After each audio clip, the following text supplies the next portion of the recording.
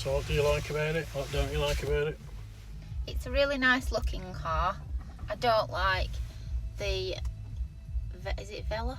Is that how you pronounce it? Yeah, don't like the that. Range Rover Velar. Yeah. And is it Evoque? Yeah. Don't like either of them.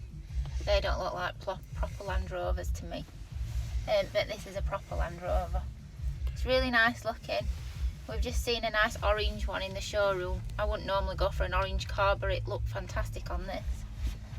It was orange with black accents on it in the G4 sort of style. Yeah, and it did look good with the orange and black. It did look like a mountain rescue car, but it looked really nice. And I can imagine it with a rooftop tent, because we're into camping. It'd look really good with that. Yeah, it would.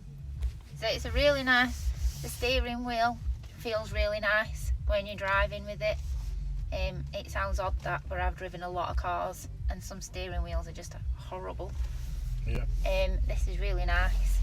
The seat is really comfortable.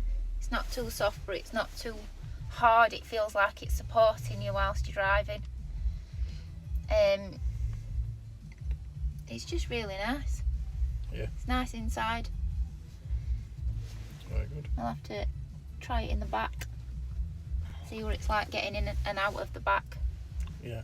Because I'm 6 foot tall, I've got quite long legs, and it's not always, sounds like it'll be really easy climbing in and out, but it's not always easy climbing in and out, so I'll have to sample it. So if I move the